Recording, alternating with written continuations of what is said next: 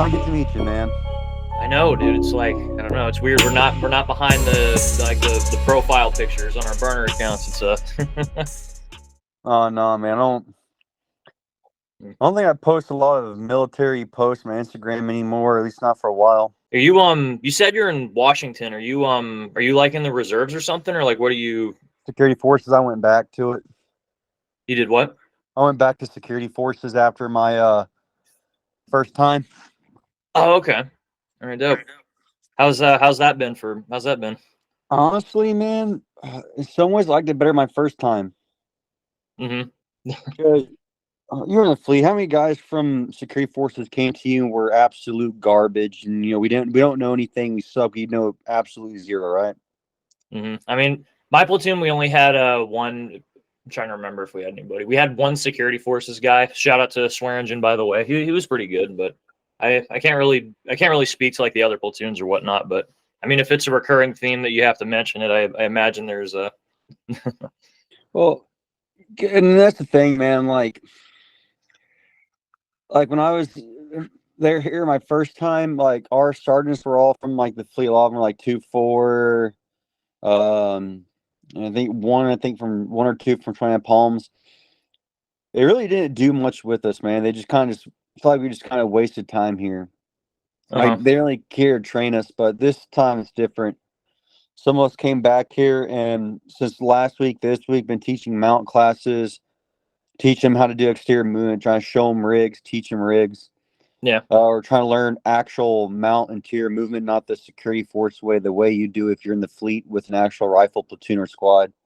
Trying to get them as caught up to the curve as they can, so when they leave here, those guys know a little bit about patrol. They know a little bit about mount. They know more than what it was years before when I went from the fleet. When my sergeant's like, "You're a Yeah. good dude. You'll make friends. They'll teach you what they want to teach you," and then that was it. We're actually trying to give them knowledge. Uh, we're starting to send as many people as we can to advanced school before they hit the fleet their first time. Okay. Some of our NCOs or corporals that never been to the fleet are actually doing the top 5-10% of their advanced school. Really? Okay.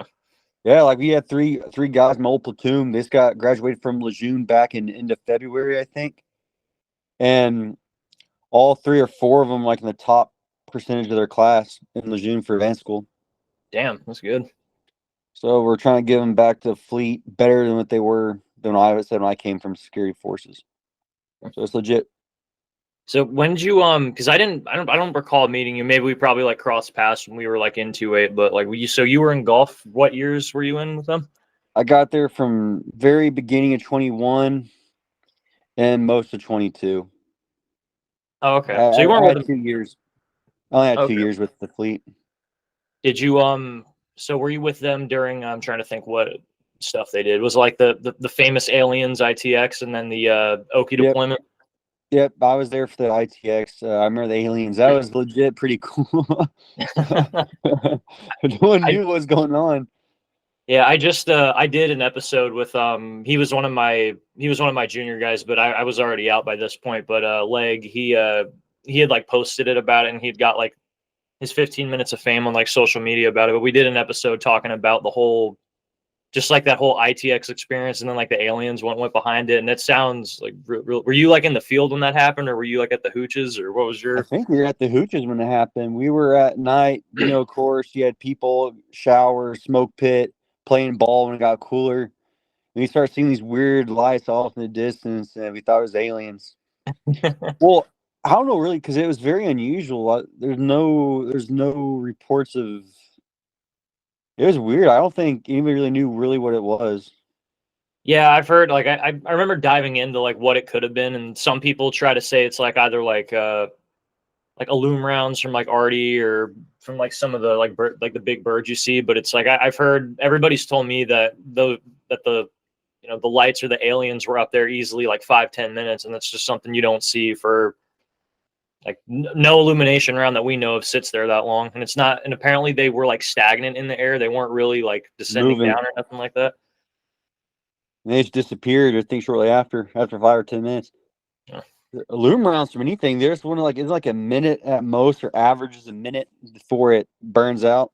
Yeah, definitely a minute. And at least with another thing too, I didn't remember because I had recorded that episode like a couple years ago. We kept it under wraps for a couple things, but Leg was telling me that like they didn't really have like a cut, like the color of them was kind of off. Like I remember because like with 81's rounds, like ours was more like they're more like yellowish, just so that way you can like when they illuminate, like it, because when it's yellow, like if it's a brighter color, it allows illumination. But he said the alien color was like red, and if you think about it, we use red. Like red's like the worst illumination color you could probably use, like when you're illuminating in the sky. So when I kept thinking about that, I'm like, yeah, like if those were illum rounds, that would be terrible to use red because it's not going to show anything if you put it out there tactically. No, unless you're like trying to mark something for a pickup, or you're trying to like maybe mark a objective secured. And that's what you had. I would use red, Yeah. but Are you when they convinced it was aliens, or do you know, or do you have like do you lean one way or the other on it? no, one way or the other. I mean, if it was aliens, hey man, like dope. If not, I really could care less. I'm not gonna lose sleep over it. Mm-hmm. Yeah. I'm not. Until the same aliens probe you and they probe us for sharing this out. They don't want us. They don't want us to get the info out. It's the Illuminati, man. Where's Alex Jones? We need him here. If he I was know. there, he would have. Ranting forever. That'd be funny. I love Alex Jones. That dude's hilarious. He makes some good points though, man. I don't blame him. Like some of these like mass shootings, I'm like, there's no way some of those are just random. Yeah, it's weird. Like a lot of, I mean, he can be quirky on some things, but it's like the fact that he's right on a few things is like disturbing enough that like with some of the wacky stuff he comes out with, the fact that he's still been correct on a couple things. Like he called out I usually like to point out like the Epstein thing because there's like videos of him talking about Epstein's Island like in 2011. Mm-hmm. But I was watching this like I guess Tucker Carlson, he interviewed him recently. Apparently he was talking about like Osama bin Laden and like not like being framed for something, and then like 9/11. He was talking about 9/11 like that summer before it happened. It's like holy crap. Is he part of the conspiracy, man? Wouldn't that be like the greatest mind fuck of all time? It turns out Alex Jones is the psyop, or he is like the CIA bird drone robot thing or whatever they want to use. It's all a ruse. Remember that episode of South Park where they talked about the 9/11 conspiracy and the big conspiracy theorist was in on it? I don't remember that one. No, there's a lot of South Park I've missed, but you can enlighten me a little bit to catch me up to speed. Nah, man. No, it's like if you ever watch it, it's like the one where it's like, who took a dump in the urinal? I think I remember that. And yeah. somehow, like Cartman blames Kyle for being Jewish and causing 9/11. Oh yeah. Didn't he do like a whole PowerPoint like in front of like the class? and the thing is, but the point I'm getting to is like the guy who's like a big conspiracy who they shot and then came back later in the episode was like part of the whole plot to be like the even balance of it, I guess. Yeah. And I'm like that would be a mind thing because you're like Alex Jones, like you wouldn't think, but it would be a perfect cover up too. It would be, yeah. I mean, knowing like how much conspiracy theories like have been like a big topic that like especially guys like love to talk about, I wouldn't imagine, or I could easily imagine like the FBI or CIA probably put some kind of like, I don't know, like you were saying, they probably put someone in there as like a cover up, like in the other. I don't know. I'm losing my words to talk about it, but you get my point. Yeah, I get what you mean. I will say though, like a lot of these people don't realize. So when we got back from Oki, we were supposed to be the first unit to deploy to Ukraine if boots were called to be on the ground in Ukraine to fight Russia. We were the first unit to go. Before we went on our post-deployment leave, they had a stage. They had a stage, our gears packed, stage ready to go. So we got recalled earlier, had to go. Like we were supposed to be on the plane flying to Ukraine. I remember hearing something about that, like very briefly, because I mean, nothing came about of it. So I think it just kind of the memory bank kind of got rid of it. But was it like a regimental thing, or like how like big of like a Marine Corps wide thing was that when that went down? So of course, when we were on deployment, not as many people probably cared. Like, because let's face it, Marines really don't really tend to care as much. It seemed from my experience, a lot of Marines really don't pay attention to what really goes on in the outside world. In a way, we're in our own little small circle group. Like, Yeah. when you're like, it's not really worried about, it's like, oh, we got to get done this training op, and then, get cut. Hey, let's go gym. get hammered, find some chicks on Tinder, go to Wilmington, where the case, same thing, vice versa, Pendleton, whatever Marines are Yeah. located. Now, everybody really paid attention till more and more is being brought up on the news, like a couple weeks before when it showed videos of Russian troops staging. Some of us thought it was a joke. Like, I thought it was a hoax. I thought it was just a show of force. No Yeah. one was really going to invade. And then Russia invaded. And, of course, propaganda, media, they will show you that Ukraine was a sweet, innocent sovereign, like Russia is like trying to invade Poland, all these. If that was the case, then Russia would have done a full blitzkrieg in other countries too. Russia, because they had the manpower to do it. Mm-hmm. One, I think Russia, most militaries that are big know their capes and limbs, right? Yeah. You notice Russia doesn't have the best logistics to fight wars on a lot of fronts. So wouldn't it make sense for Russia to take over its old territory they had back in the USSR? It doesn't ever made sense. Even now, if you look at the stalemate in Ukraine, you really look at Russia's tactics. I don't think Russia was trying to invade all of Ukraine. I think Russia was trying to keep a border between the border of Russia and then NATO. Because what people really did not know for years. You, so when Trump was in president, right? You notice how Trump would not let Ukraine try to be part of NATO, and he was not really as big in funding Ukraine. Yeah. Because Trump knew that if they try to push Ukraine to be part of NATO and put more stuff in Ukraine, that would provoke Russia to invade. Yeah. Because just like the 50s and the 60s, when Russia was putting missiles in Cuba and stuff in Cuba, we had the Cuban Missile Crisis. We didn't want Russia right there by our doorstep. Vice versa, 2022, Russia does not want NATO and Western countries up against its doorstep. Even since after the Cold War ended, there was an agreement that NATO and the U.S., NATO in general, would not back up to Russia's doorstep and put bases around Russia, and Russia, therefore, would not back up to NATO countries and put bases around NATO. That's why all those countries around between the borders stayed neutral, and they were part of the UN, but they were never part of NATO. Mm-hmm. And then we start hearing, well, Russia's getting messed up, Russia's weak, yada, yada, yada. Maybe to a certain degree. Granted, Russia doesn't really change their tactics. I'm reading a book about Russia and Afghanistan. Yeah. At my advanced school, my instructor says, read Bear Went Over the Mountain and Other Side of the Mountain. And it talks about Russia and their tactics. Russia does not really progress their tactics over time. Like we looked at Fallujah, Ramadi, before Iraq happened, we were using tactics from the 80s and 90s that were meant to fight Russia. And then later throughout the war, fighting insurgency, we had to change certain things to fight and counter that. Yeah. Now the tactics we're using were stuff that we learned from Fallujah or Ramadi. So we always find a way to, I guess, change our tactics to Mm-hmm. better ourselves versus Russia. They really typically don't. Yeah. And even then, people don't realize, like, they think Ukraine's still winning. Nah, man, Ukraine's not. No, If I I'm not was, mistaken, yeah. or go ahead. No, you're good, man. You good.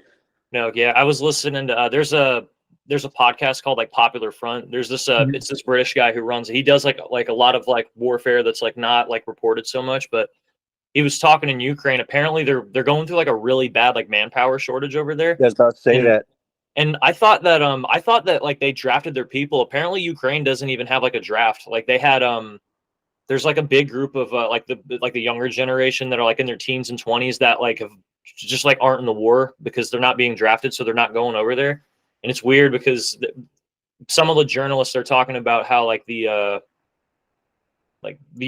guys like our age who are fighting on the front lines in like Donbass or Odessa or wherever, they go back home on leave and then they see all their buddies and stuff that they grew up with, just chilling, having a good time back home. But meanwhile, they're fighting and they need all the help they can get.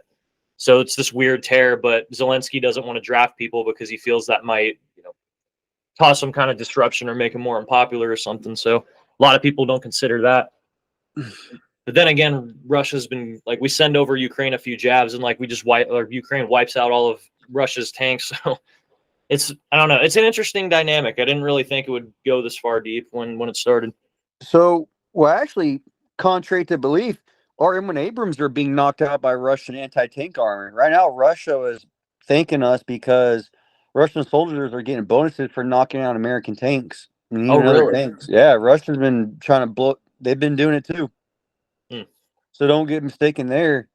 Also, all of Ukraine's counteroffensives have failed, have not worked. They Yeah. failed tremendously. And I was going to say about the managed shore power. You look at videos. Ukraine had their own border security. Like we have border patrol, but they're arresting people leaving the country and they're trying to force them back into the armed services to make them fight. Because Mhm. people don't realize the average age of the Ukrainian soldiers, like what, mid 30s, 40 years old, like later 30s. Okay. That's not good, dude. If the majority of your average, if your average age of your troops are in their mid 30s, going to 40s, 40, that's not good. Where's the 18 to 25-year olds? They're all dead, dude. Yeah, it's not a good sign, but I don't know. And We'll see how it plays out though, because I know, I mean, depending on like how the election goes and everything, because I know like we're still funding them, and France and like Britain are still throwing money at them too, and I don't know where everybody or where you stand on that whole can of worms, but I'm afraid. I really don't care about France, man. I'm not saying France's military is as bad as it was, but every war we had, we always had to bail France out of it. I'm sorry, dude. Like World War I, bail France out. Literally, World War II, bail France out.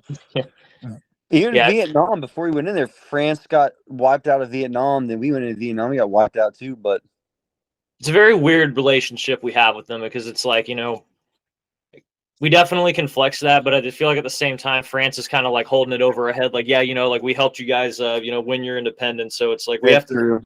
like, okay, like we'll repay that debt in World War I. But it's like, dude, like when Hitler just marches through Paris like it's nothing, it's like, God damn it, France, like we can't keep doing this for you. No, man. But uh, it is what it is. I really think people think it's going to be World War III to start World War III. The Bible, Revelation could happen. But here's what I think is going to happen. If World War III happens, right? I think there's multiple ways you can ignite this fire. But I think what could happen is, according to the current news, by the sometime this summer, Ukraine could be part of NATO, which means if Ukraine does become part of NATO, we are at that point. I'm pretty sure we have to force our hand in that fight too, which Oh then yeah, could provoke because of China. Article 5. Yeah, man, life is good right now. I don't know if I want to have World War III. I don't. Especially after leaving 2A, not being able to be allowed to be a part of it, which would have been my fault. I do have mixed feelings though if we do have a war pop off, because my IRR expires in December, I think. December, January. Actually, it expires around toward the end of the year, so I don't really know what I feel about it. But I feel like if the war pops off, like right, like I don't know, with my luck, it'd probably happen like the week before my IRR expires, and then I'll just end up getting drafted. Well, the thing is, man, um, about that, I'd say the way I'd probably see it being Ukraine being forced faster, so we could deploy, would be how the elections are going here. And the reason why is because, let's say, like Trump starts really beating Biden. Biden's just not doing good in general. In his administration, I could really see our commander in chief trying to push it, so it could probably help his election. But hmm I mean, that's one way, or maybe set up so whoever does replace President Biden, whether he wins, lose, whatever the case may be, it's kind of like, haha, we set you up for having a bad 4 years. It I is a lot. That's my thinking of it. I'm not trying to say I'm left, right, middle. I'm for this. I'm for that. I'm just trying to say that's just what I think could happen. That would maybe spark World War, cause Ukraine to really join NATO in such a very fast pace, especially this summer, if that mhm. ends up being what's going to happen. Yeah, let me pull up some of these photos that you shared though, because I remember I was trying to think of which one we could use as like the cover one for the episode. Some of them were actually some of those videos in Ukraine are funny. I saw a video of a Russian soldier calling out of like a blown up tank, and there's hmm those little suicide drones. He sees it. The Those are drones, terrible. Oh my god. but it's funny because the dude sees it. He starts getting shaky. He starts just sprinting around the tank, running circles, and that drone's chasing him around. I And know. just, it's like, It's so bad because I feel like you and I probably like know what social media page posts this, but they always have some kind of like 80s music or some like nonchalant like elevator music, as you just see this poor Russian kid like running for their life, and then you just watch them get blown to the shadow realm by this freaking drone. It really sucks because like when they don't die and you see like all the red stains on their stomach area and they're Oh just moving man, around, you're like, dude, because it's just them out there. There's nobody out there around them to. to Yeah, help them, yeah. Like I I saw feel one there bad, was dude. yeah, dude, I saw one, and I don't know. They would have had to have seen the drone coming. I'm assuming that's why they did this. It's a buddy pair. There's two guys, and they're carrying I guess like their third injured guy, like his legs were injured or shot or something. So they're dragging him, like they're going very slow. The two guys carrying him, they just dump him off. Like they just drop him like in the ground, and then they run probably like another 30, 40 meters to like a tree. They both sit and lie down like beside this tree. They just left their buddy for no reason. I don't know what the deal is. You see like the footage drone zoom out, and then out of nowhere you just see this little black dot just like zoom fly in. It hits one guy on one side of the tree, just explodes. The other guy on the other side of the tree is like, I guess just the concussion is just making him all shattery, but he's like crawling away from the tree and he's just covering his ears trying to get away. Like, dude, warfare is gonna be freaking like it's gonna be scary like in the next 10 years with like how drone warfare is going. Honestly, when I was in my advanced school in Camp Pendleton, one of the instructors, he's like, majority of the casualties are going to be from getting to the objective. So what that means to really fight them from a different hill. Hmm. So like you're saying, basically, is we're going to be being our biggest enemy would be like drones already in air. That would be probably gunfire from like a rifle caliber or machine gun caliber round. Okay. It's probably more is what he thought it would more likely. I probably would agree with that because China does have supposedly the great assets that are as capable as ours or as reliable. Then I could see it really being a thing. What do you think Yeah, about the whole I don't know if this deems off too bad, but like since you're in and I've been out for the past few years, so my obviously I've knowledge dumped a lot of things and just, me trying to keep up's not the best, but like have you guys like trained or like is there like a way for you guys like address drone warfare? Has that been so talked about or trained for? Or like how's that been?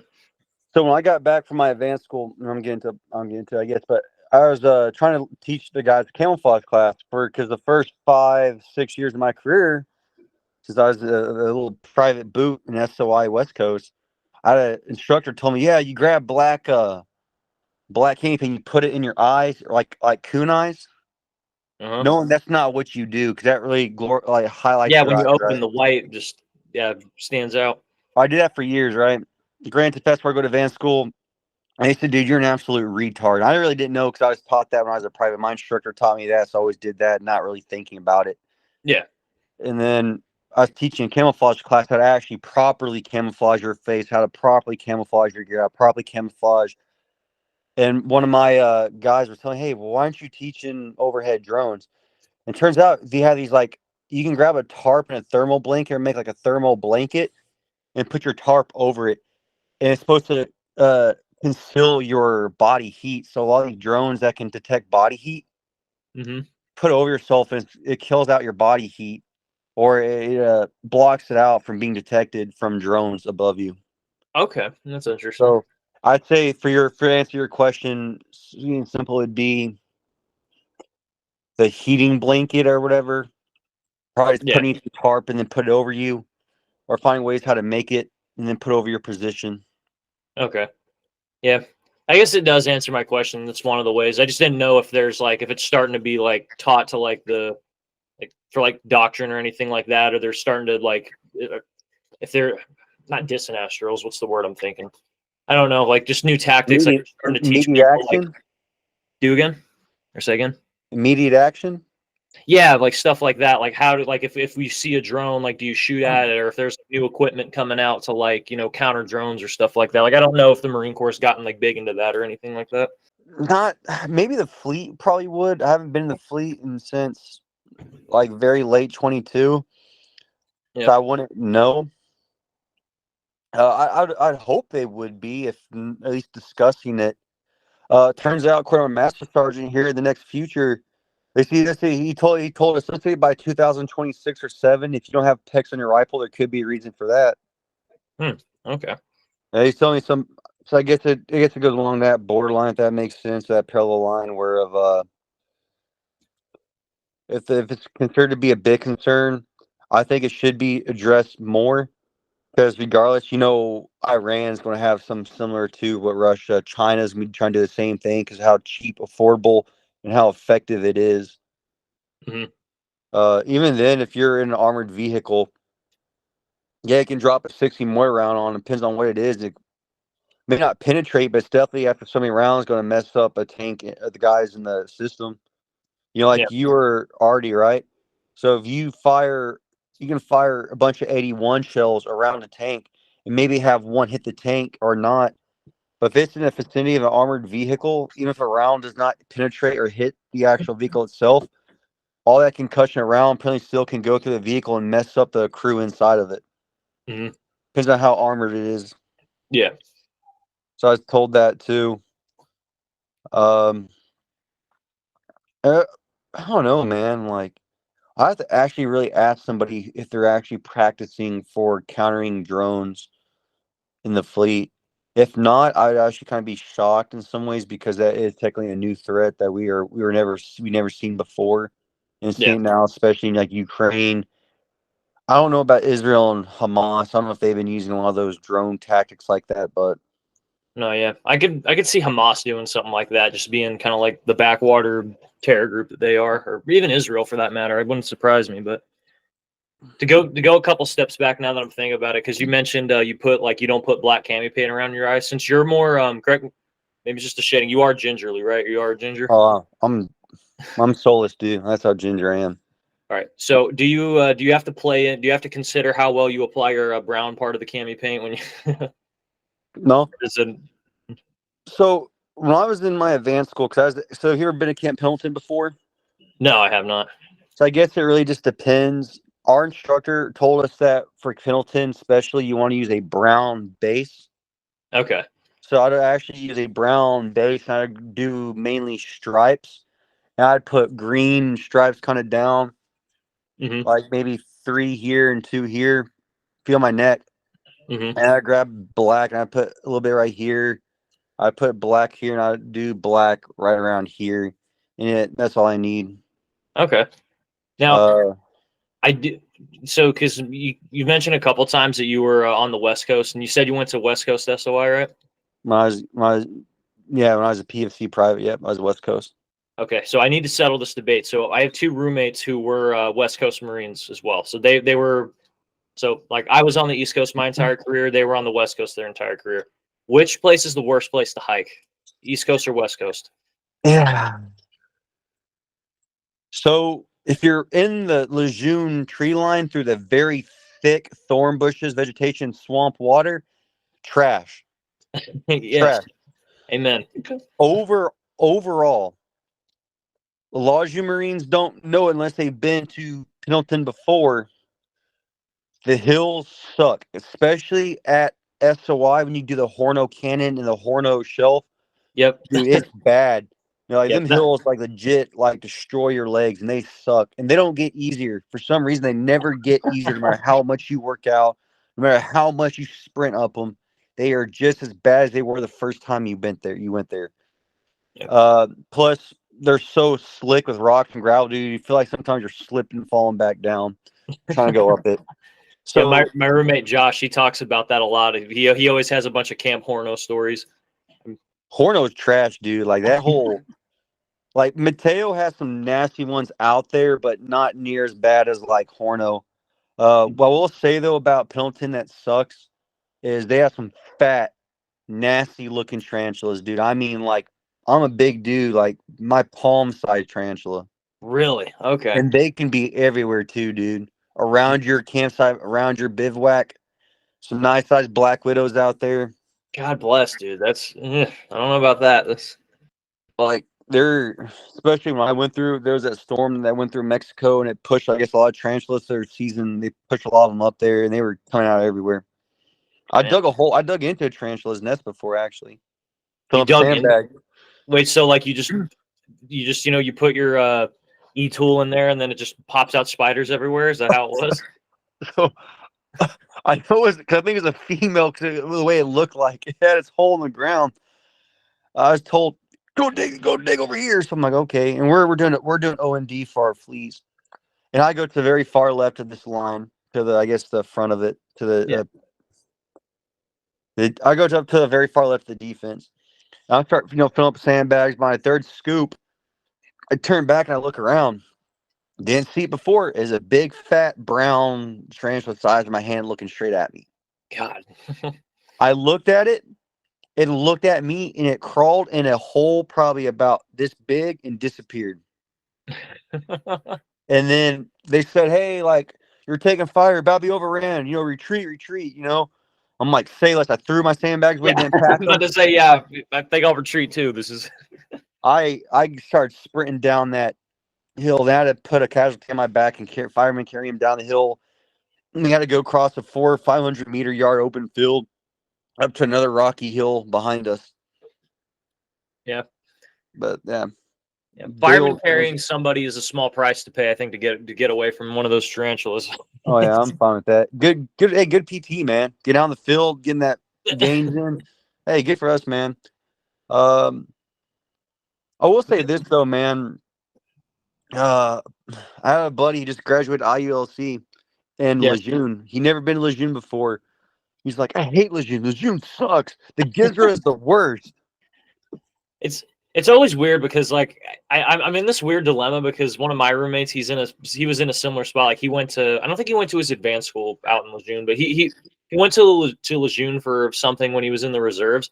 And every time when I hear the West Coast Marines talk trash about Lejeune, it's like I know what they're talking about. Like it's weird because because I'm an East Coast Marine, I feel like I have to defend the East Coast for some weird reason. Like I I'd have rather like go this back to Lejeune. loyalty to it, but like I know what they're talking about. I know how trash it is that they're talking about. I'll say this, dude. People think Pendleton's worse, dude. If Lejeune Marines were at Pendleton, dude, the only thing they'd ever not shut up about is the hills. No one shuts up about the hills, period. Yeah. But Jacksonville, what do you do when you got to Jacksonville, right? You got Toby. You really don't have much to do out in Jacksonville. Yeah. Unless you're like a straight up like, goon redneck country boy skinning deer in the middle of the field where no one's around. Hopefully you don't get caught shooting some of the bow or your rifle you have in your barracks that no one's supposed to know about. I don't know. Those good Yeah. old country boys, right? Pendleton.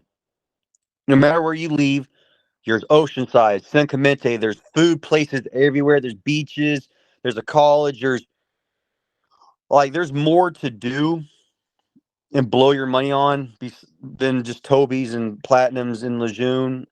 Yeah. Like for us is Wilmington, right? You have to drive an hour just to go to Wilmington. Yeah. Porno, you're not even 5 minutes off base, and there's San Clemente.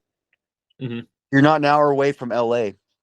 You almost Like, say that like being in Camp Pendleton, it's like being in I don't know if epitome is the right word, but kind of like the picture of what you think of like South California, of like South Cal, like when you think of like the yeah, like the good end of it, if that makes sense. it is. Oceanside is just a boot hangout spot. I don't really like Oceanside, to be honest with you. I never really went there when I went back to my advanced school. Granted, my advanced school, I didn't really start hanging out on weekends until towards the very end when we were almost done with orders and tests and fleas. But Yeah.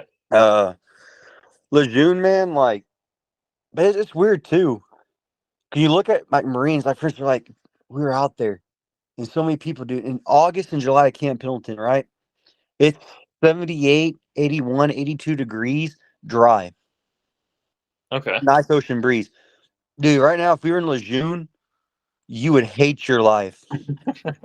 Like I I remember coming back from a 5 day field up in Pendleton. I saw, you would stink from all the sweat, but dude, not near as bad as Lejeune. Like crotch rot, swamp rot, like Lejeune's field was way worse than Pendleton. I'd rather, if you want to be comfortable, besides the spiders, the big tarantulas, like Lejeune, like Pendleton's field is not that bad. Yeah. Lejeune, on the other hand, oh, that's trash. Peak Because like, humidity, baby.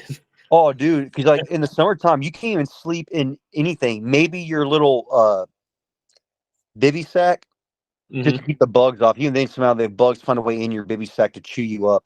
Yeah. Dude, Lejeune's Lejeune's nights are horrible in the field. You sweat. Oh, I hated it so bad. Yeah, and I've noticed this too, being out here in Arizona. Like East Coast colds are like so more disrespectful compared to like West Coast colds. I don't know if it's just because of the humidity, but like 40 degrees like out on the West Coast is like not the same as like 40 degrees like on the East Coast. No matter where you go, Don't forget, Lejeune will bless you with that fat windstorm coming through the cold too. mm-hmm. Get Lejeune, windburn and crap. You're like, oh god. I'm telling you, man. Like overall, though, if it comes down to between the Pendleton and Lejeune, makes a better Marine? Hmm. Well, Lejeune Marines you can always adapt. Mm-hmm. But if you can survive the field in Lejeune, you can climatize to just sucking up the fact that going up a hill like 29 Palms, right? Those hills, the hill range sucks.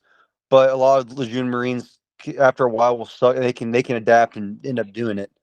Mm-hmm. First, I think if Pendleton Marines went to Lejeune, a lot of them would not be able to really adapt to just the field. They think, oh, flat ground, flat ground, flat ground. Thank God. Then you start going into the tree line where you're going to be training, and then you realize, dude, like this tree line's horrible. Yeah, I won't crawl through a thorn bush, my chest height. Yeah. I won't crawl through a swamp, and not even 50 meters away, we saw a gator swim into it. Is that's not the same photo that you showed me, right? No, but Okay. or like at least Pendleton, for the most part, there's no big tarantulas hanging off trees that you walk right into, especially at night. Versus summertime Lejeune, we had big old banana spiders. Yeah. And you never saw them unless you walked right into them and felt them. Yeah, that was always like when you do that like spider web karate move thing when you walk into it. That's when you notice. Land nav, I'm not always the best at land nav, but what really helped me pass advanced school land nav in Camp Pendleton was it's so easy to terrain associate. It's very easy to terrain associate. What do For you the mean by most part. So like the Alpha Shelf area, Mateo area, like when you read a map, right, you can tell, oh, here's the hill. Let's say there is a point. Well, on this map, it Oh, shows okay, the okay. radio tower. Yeah. Versus Lejeune, you're in that, was it Verona loop? Mm-hmm. And like there's really, it shows like it'll show fingers and little draws, but man, there's so covered vegetation, you really just don't know which one you're at. Yeah, okay. Yeah, now I remember what you're talking about. I thought you were referring to something else, but yeah, I agree with you. Because every tree in Lejeune's is the same. It looks the same. Yeah, there's way more than you can count. It's just being all forested. I remember one of my roommate's younger brother, he was talking about because he's on the West Coast and he's kind of trained with some East Coast guys. I don't know if this is like a common theme, but I just wanted to hear your thought on it. He said from what he thought or from what he saw, it says he thinks that the East Coast they tend to have better individual Marines versus like the West Coast tends to have like better units. Like, where do you like? Would I you agree agree with with that? that. Disagree? Or? I agree with that for one thing. Lejeune, it's like Hawaii, right? They say Hawaii is the worst units in the Marine Corps. Mm-hmm. But what Hawaii does focus on, because they're so limited in training, is their very book knowledge. Lejeune, I heard all their advanced schools are more book knowledge than the West Coast. But look at the West Coast. There's more to do and fire in Pendleton than there is Lejeune, I think. Okay. Having said that, go to the next door neighbor in California, Camp Pendleton, 29 Palms, where all the biggest ranges, like 29 Palms, you can do more than anything, right? Mm-hmm. It's so big and do so much, you're not limited to a lot. Versus Lejeune, you're kind of limited on where you're at. Yeah. So like Pendleton goes to 29 Palms all the time to train and fight, so forth, so forth. So I did notice a lot of like 29 Palm units tend to be, especially 29 Palms. I'd say out of all the Marine Corps, I think, in my honest opinion, from my observation, talking, training with Hawaii, Pendleton, Lejeune, 29 Palms, I'd say 29 Palms was actually probably the best units in the Marine Corps. Okay. I remember being on deployment. I worked sitting in the barracks of Okinawa. I was blazing hot. You see 2-7 at like 12, 13 o'clock in the day, sweating, just doing constant drills left and right. Mm-hmm. So they do train to a pretty good standard, especially 1-7. 1-7, a lot of my buddies out in 1-7 were very, very solid dudes. 2-7 and 3-7. 3-4 is actually not bad. If you want to go to the 4th Marines, I'd say go 3-4. Do you think that's part of it too? Because from what I've gathered too, like Lejeune's much under like a heavier microscope because like we got Quantico right next to us, so like all the higher ups are there. Like, would you say that is a factor in that too? Yeah, so when I was in 2.8, well, one of the reasons why I did not stay in 2.8, and people don't really know it, never really notice because no one ever asked me why. I never really gave people the full answer why I left 2.8 after 2 years and I didn't go to their Victor unit. Was I hated the fact that all Lejeune units had to be uniform. We had to wear the stupid chest rigs. Everything had to go like you couldn't have shooter's preference or whatever it's called. Mm-hmm. IFAC tourniquets, kill cards, 100% get it should be the same across the board. Mm-hmm. But if my mag pouches work like in a certain area, then I should be able to keep them there. If it's more effective for me to have them there and have to learn to use a stupid chest rig that couldn't even hold mags half the time. We kept losing mags, so you can never strap on fully. Yeah. And there's a lot of truth to that. Quantico, because we're not far from Quantico. I actually got back from Quantico about maybe a little under a month ago. I got dropped from MEIT. I got a medical. I got a med drop for like rhabdo. Oh, okay. My blood levels being messed up. Oh. But dude, seriously, officers are pricks, dude. I'm telling you right now, man. I was at because FFI, McQuist, MEITs all where officers go to SOI or their ITB. They call their TBS. Yeah. Dude, you've been to Walls Creek Shell Hall? Yeah. You'd rather put a shotgun around your mouth, right, than some of that food, right? Yeah. That's how bad it is. Quantico, dude, like their pizza they had it on Wednesday, it tastes like it came from Costco. Like legit, like their food was actually not bad. Their food was actually pretty decent. Their living area, like when you went through ITB, you lived in a squad bay. Yeah. They had dorm rooms, and it looked like you were in a college campus. Okay. I mean, I don't know. It doesn't surprise me. I mean, officers do tend to get the better end of the bargain in terms of living standards. Quantico was nice, dude. Quantico was actually a pretty well kept, beautiful base, in my opinion. Did you get to go to the Marine Corps Museum when you were out there? Or? Nah, my plan was that, like last weekend would have been the last weekend of the course. If I made it through all the way, I would have spent my last weekend, going around to DC, the Pentagon, all that good jazz, and I got med dropped, and no, I didn't get to, Okay. unfortunately. But I want to go back to that course. No, well, I'm glad I did go. Yes. I think the next course I want to go to, man, because this is going to be my last enlistment in the Marine Corps for sure, is we are not far from the Army Air Force Base down here up in Washington.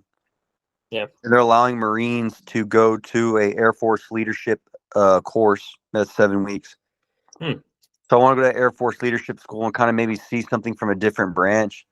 And you do get a ribbon. They give you a ribbon, but you can't put the ribbon on your stack. And interesting. But it'd be nice though to go there, maybe meet connections. And speaking of trying to get guys ready for the fleet, I drove down there one day. I got a hold of the master sergeant from the Green Berets and the Rangers to hopefully schedule some joint training with my platoon. Okay, dope. So like their medical sergeants are like wicked, whatever, dude. They can train our guys. Their version of clearing, their whatever, just to teach us some new stuff. Mm-hmm. Because they have all the assets that we don't. Yeah. I like that idea though, trying to be able to expand your worldview a little bit from the from the other branches a little bit. Oh yeah, man. Like now I heard this course, so if you cuss once they drop you or something like that. Oh, that might be the hardest part of the course for you guys. lot of I don't know if willpower is the right word, but a lot of restraint is going to need to be practiced, especially coming from Marines. Dude, I don't know what they expect coming from us. But it's cool to see how the Air Force does. You never know, you might pick some stuff up that might be useful. Yeah. What was so being in like security forces, do you get to do a lot of, is it like LAR where you can kind of, go to courses a lot more frequently, or like how does that work with you guys? So my first time up here, it's not very easy to go to course. Maybe very small people, advanced school or CMC, CQB, Demon Breacher if you were RTT. Okay.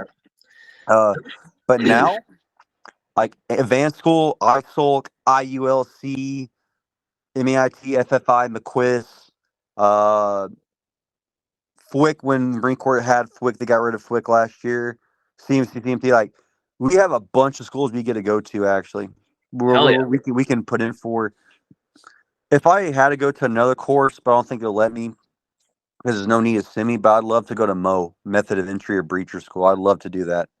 Okay, I like that. Quantico, that'd be a fun one, but I don't think I'll be able to get to go to it.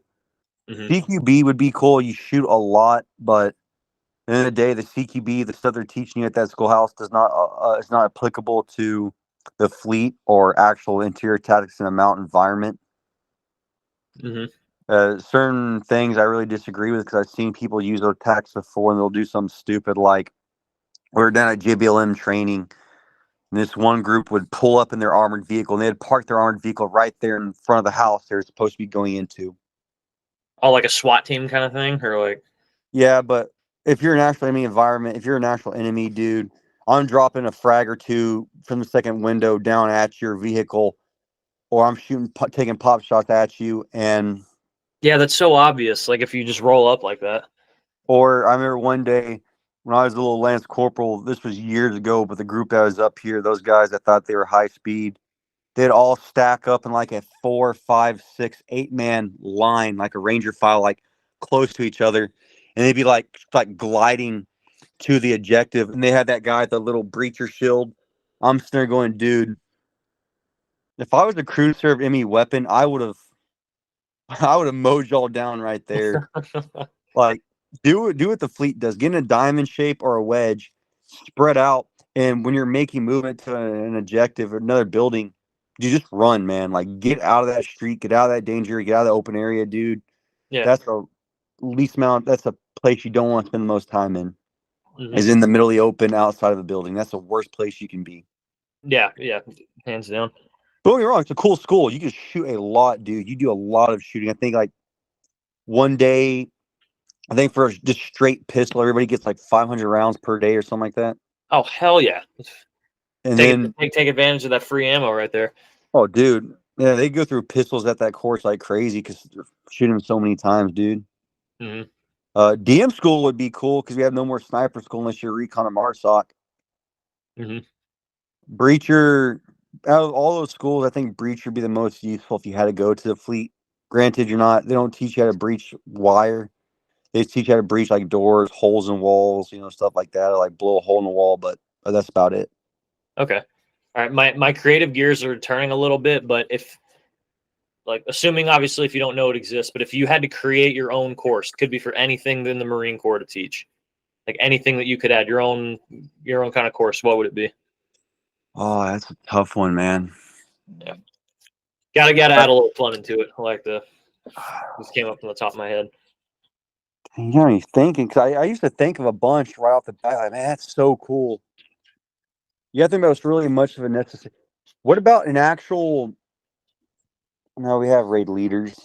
I would say, hmm, that's a tough one. Okay, about like straight up land nav or patrolling, because you do get land nav at your advanced school, you get land nav in basic schools, but they're only it's part of the pie. I mean, a straight up dedicated school straight to just land navigation and reconnaissance patrolling. Okay. Because I don't know. the I don't army think has RSLIC.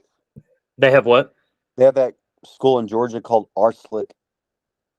That's a Okay. lot of land nav, a lot of reconnaissance patrolling, Hmm. and I guess something wrong that nature.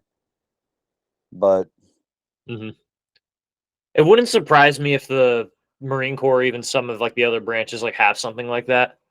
I mean, I don't know, because land nav's such like a fundamental, like integral part of like what we do. I wouldn't surprise me if they have something like that. But I mean, it would be cool to get something like just dedicated to that, and you learn like all the super advanced of like the super advanced skills of land nav to sum it up. or what about like a straight nothing but weapons? Like we had Flick, which is for foreign weapons, Yeah. but maybe have a course that's probably 5 to 7 weeks. That's nothing but straight mortars, rockets, machine guns, crew serves, anything that's organic to the infantry, platoon, or company. Because when you go to, let's say, when you go to again, you can say that's not necessary because you go to AIMC or you go to ISOLC or you go to IULC. They teach you a lot of those weapons, especially IULC. So I actually say that school probably not be necessary because IULC especially is big on teaching everything. They teach you how to use APOPs in IULC. I was about to say, because it sounds almost like I mean, I guess if you open it up to like Pogues, I mean, it would work. But I mean, it almost sounds like entry level warrant officer kind of stuff like that, like entry warrant officer kind of stuff. I want to bring a Pogue. I mean, because I don't think a person admin motor T needs to learn how to use a mortar, how a mortar works. Maybe like a 240 or a 50 cal, because some vehicles do have to have it mounted. So I understand learning how to use a crew served weapon mounted on a vehicle or your basic M4 IR. If anything, probably a course for the sailors coming to us, we teach them how to use their weapons, man. Because apparently the Navy does not know how to mount scopes or SCOs on their M4s properly. That would be good. Yeah, have like teach weaponry or gunnery for like any of the sailors, especially for like corpsmen or stuff like that. Because in security forces, we work with the Navy side by side. And I remember when I was a corporal, they asked me to help. I thought I was going to have to help them zero in their M4s, but what they asked me to do was help. Not is it BZO, but no, bore sight, to grab a laser bore sight and help me grab their rifle and try to get it to a certain specs. When they do go and zero in their weapon, they're not far off from where their mark is. So I can help them with their annual rifle qual for the Navy. And it was sad. There was a sailor, and people were like, "Well, this sailor's an idiot." Don't blame the sailor, dude. Like these cats don't have the amount of experience we have with weapons.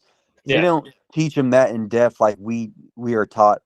They're not beaten into it by their seniors like our seniors beat it into us. Our instructors would beat it into us. Yeah. This kid grabbed the buffer. There's a buffer spring, the buffer tube. He grabbed the buffer tube, flipped it backwards, put it in first in the buttstock, and grabbed the spring and put it in. Oh God. And I didn't get mad. I didn't chew him out. I was like, because the kid didn't know. It wasn't his fault. Nobody taught him. That's his senior. That's his leadership. That's the schoolhouse for MAs that failed him. Not teaching how to properly assemble and disassemble the rifle, even know any like nomenclature or capes and limbs of his weapon system. So that wasn't his fault. That was the leadership's fault on that one. Yeah. After 30 minutes, I was able to get it all out and fix it. Yeah, how was that process like? Very difficult. You have to grab something. The spring is easy to take out, sure, but that buffer, because it's in backwards, you had to like twist it and kind of like in a spiral. I had to grab like a stripper clip or something, kind of like press down and kind of just play with it until it came loose. That was really how I that's how I dealt with that situation. Man. Yeah, it reminded me of it was a meme that was kind of going around, but somebody had he would have had to have put his ammunition in like on the wrong side, if that makes sense. I forget the name of it. It's the I don't want to say exhaust tube, but it's like like if you know how like when you open your rifle like shotgun style, you see, typically where like the 5.56 like where it'll enter in, there's like that little tube that kind of like at the top. So he had stuck the round in like the opposite way, the way it wasn't supposed to, and apparently it got stuck in there, like the round I guess got like behind the tube, and it was just like literally stuck, and you could see like the actual like round was like bent, broken in. I'm like, oh God, just trying to the corporal. I don't know why my rifle won't fire. Meanwhile, the round literally bent, stuck in the dumb boot. No, but those unfortunate accidents. We had one kid. We were at a 240 range, and he said, "Hey, dude, like, are you aiming down your sight? Are you aiming down the MDO to see your target?" Oh, yeah, Corporal, yeah, Sergeant. Okay, fire your Because he's trying to keep up with, because we were trying to teach him like talking guns. Like one gun would do a sustained rate, wait like 4 or 5 seconds. The other gun does another sustained rate, then swap back and forth. Mm-hmm. He's like, I just want to uh, keep up. I guess he's trying to keep up with him. Like, it's not about necessarily keeping up with it at your state right now because you don't really know 240s like that. Try to make sure you engage accurately. That's the biggest part. Engage with accuracy with your 240. And we're on bipods, and the targets are like a couple hundred meters, like 300-400 meters out. He shoots the ground 25 feet in front of him. Doesn't hurt. They tell him next time, look down your sights. Can you see your target? I can see my target. He fires. There's a tree line 1,000 meters at the other side of the range, right? He shoots a whole, like not even a closed group. It was like spread out. The tracers went over the tree line. Oh, God. And of course, what do you think we did? We kicked him off the range. Like, no, dude, like get out of the range, dude. You're a hazard. Yeah. Straight up safety hazard. But yeah, I can just imagine like nothing happened because there's really nothing on the other side of the tree line, But just imagine us on the other side of the tree line. There's like a road driving by. You got some soccer mom driving all the kids home from the game. Yeah. And a tracer just hits her and dome pieces her. All the kids are freaking out. Some straight Final Destination bull. I was like, I don't know why that thought came to my mind. And the first thing I thought about was like, man, that's actually pretty funny. I feel bad for the kids because they're all, if that did happen, those kids would be scarred forever. But oh yeah, but I'm like, that scenario did happen. That's kind of funny. Yeah, it'd be funny though if you hear about it like on the news or something like that. But you'd be totally in denial, like, yeah, that couldn't have been us. I mean, that'd be someone else who did that. I think that was the Army that did that one. Yeah, that's a psyop story. That's Alex Jones, man, it was a cover up, man, to keep the aliens at bay. You remember? I forget how long ago this was. It was somewhat recent, but it was 29 Palms. They were it wasn't an LAR, I don't think, but there was a unit that was doing. They were in their JLTVs and they were driving and doing a field op on the beach. And apparently, one of the arty units that was like in doing the exercise in tangent with them, they had like overfired or underfired. Like they completely like they gotten their coordinates wrong or something like that, and it landed like where the engine of the JLVT was. And like none of the Marines. Yeah, I remember that. Yeah, and they showed the picture of it, and literally, it's like the JLTV. It's like the engine just got like sliced off, and like the whole thing in front of it's just black. None of the Marines like were killed or injured in it. I guess they just had like, I don't know if they were like knocked unconscious, but they said they suffered like a TBI from it. I would too, man. But yeah, that reminded me of that when you mentioned that. Turn my light off. They were lucky. Yeah, I remember. Oh, no, it happened. We were in 29 Palms training. We were doing that. It was the MWX or whatever it was, where it's like battalion on battalion, force on force. Mm-hmm. There was a staff sergeant in 1-5. I guess they were going through a field in the middle of the desert or whatever it was, and I guess he stepped on an unexploded UXO or whatever. Ooh.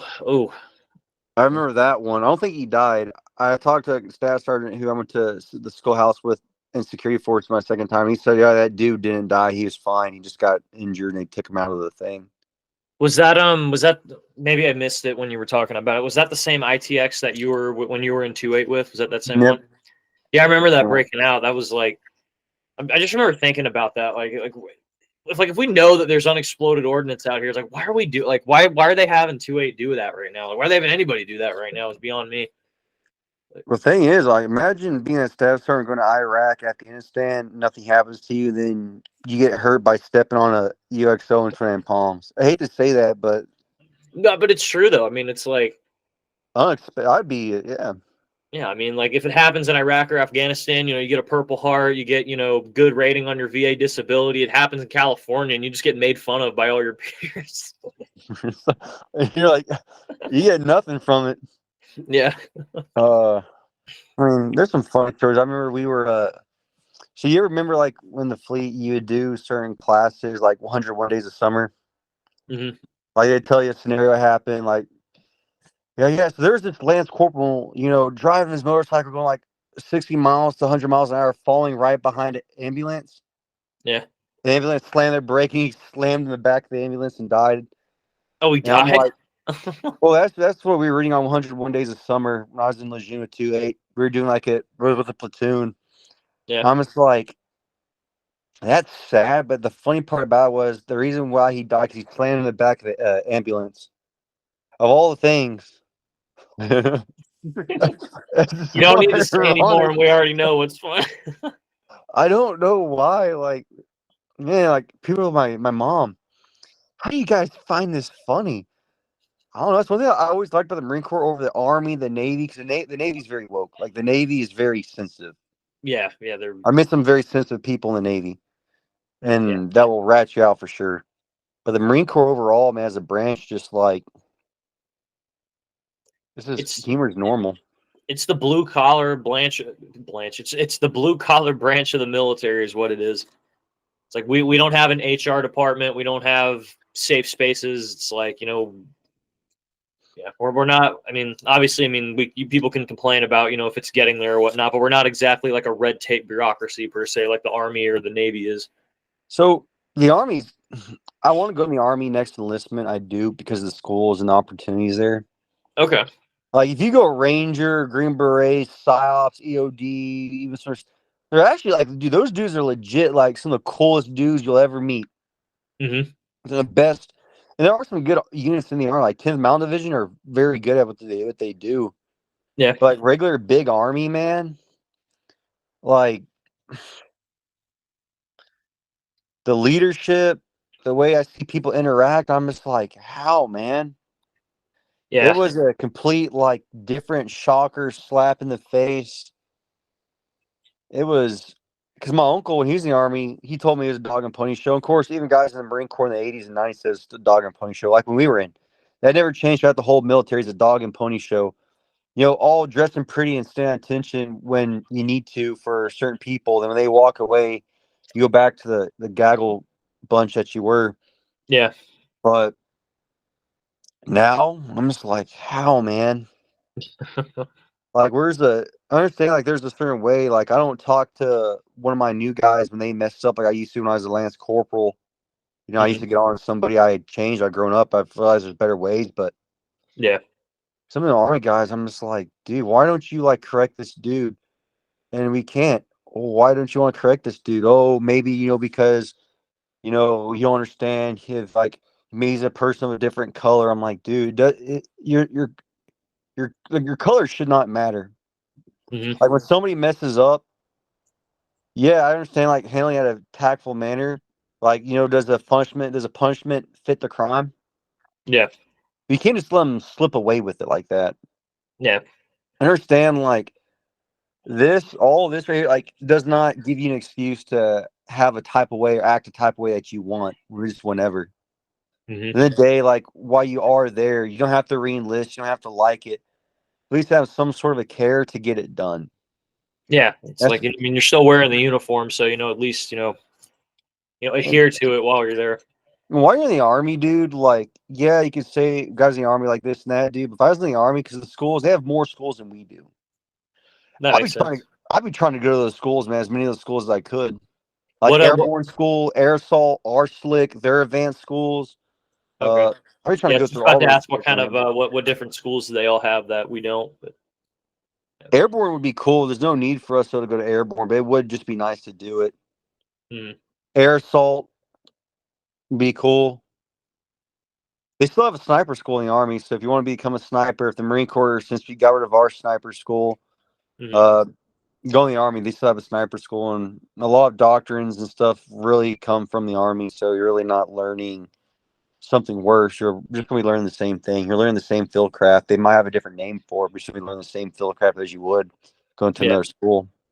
It got me thinking though. I mean, granted, it probably doesn't fit the description of what Marines do, but I feel like an airborne school for Marines, like imagine Marines going airborne, like sounds kind of badass for something. I feel like a lot of Marines would want to do that if we had that opportunity. I think we tried back in the 50s to do Really? an airborne infantry, I think, but we couldn't do it. So one of my buddies, a retired first sergeant from he's in Vietnam. He retired back in the 90s. He did Beirut, all that stuff. He said, yeah, like people don't realize about Marine Corps history, but back he said he believed back in the 50s there was an experimental group, not Raiders, not Recon, not MARSOC, but to make like an airborne infantry for Marines. The problem was the logistics. Okay. We didn't have the planes to really allow it to happen. But it was an idea that I think the Marine Corps did try to attempt at one point. Okay. I mean, yeah, yeah, the logistics of it being, yeah, I could definitely see that. I mean, because we are like I mean, we are the amphibians per se of the military, so I can see that. It's kind of the same because like, doesn't the army still have tanks, but we don't have our tanks anymore because we want the army to take care of that? Yeah, so we got our tanks at the Army to take care of it and support, but also because you think how much money it takes to spend on tanks, repairing tanks, firing tanks, training tanks. You can use that money and feed it into like the infantry and other parts that we need. Like we know what I miss about being in 2-8 or being in the fleet is having 31s. Mm-hmm. That was a very big help. I'd rather have 31s instead of high cuts. Okay. High cuts are cool. I have a high cut in my car. I have Pelletors and everything. We all got high cuts issued up here.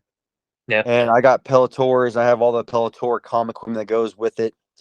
I love Pelletors, but I would rather have the old school old helmet with 31s than have a high cut Pelletors in the 14. Interesting. Okay. Because those, to me, the 31s was a lot better than 14s. I could actually run faster. I could move faster. I could see more. Oh I yeah, could. it's almost like no pun intended, but it's like night and day when you look through them compared to 14s. It is, and I really enjoyed 31s. And I think 31s was a big help. So Mm. I'd definitely say 31s was big, especially getting rid of tanks, not having money for 31s, other stuff. The squad common optic is cool too. In some ways, I do like it better than the RCO or the SDO. Yeah. Up here, we have one group of guys. They carry EO techs on their. They have the recon loadout. They have the short barrel IRs with suppressors and EO techs on, and they carry SIG M18s for sidearms. Mm-hmm. We got a group of guys that carry them up here. Okay. Going back to the army, what are you trying to do when you go over there? Do you know what you want to do? I have an idea. Well, I know what I'm going to do, but I'm not going to say what I'm going to do. Okay. Um, I don't say it. You know what? Yeah, the Rangers. I want to say the Rangers, and the reason why, because when I was like trying to re-enlist, I looked at the ODA Green Berets, which are really cool. Green Berets are legit dudes, but the Mm. Rangers are really cool dudes, man. The Rangers are like legitimately really good. Okay. There are some very top-notch dudes, and uh, plus, like, they're just very proficient. The Rangers are just very proficient at what they did. Okay. What are Plus, the difference between the Rangers and the Green Berets in terms of what they're used for? so from my knowledge, the Rangers have been a lot, and mainly have been used as attachments to other SF groups like Delta, DevGru, Green Berets, used for KRF. Rangers are also used for raids. If they want reconnaissance, they have a tier one reconnaissance attachment to them. They also, I think these also specialize in seizing airfields too, and other stuff as Okay. well. Like, believe it or not, you can actually go to a free fall school in the Rangers because I think they have free fall units. They also have dive units or dive teams in the Rangers. Okay. I like that. Seizing airfields. It's pretty cool. And There's they're a high speed. They're good, dude.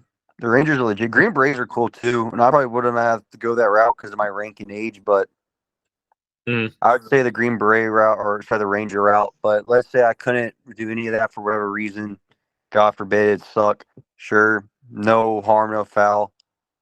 I'd probably maybe do one enlistment. I guess try airborne infantry, but intel.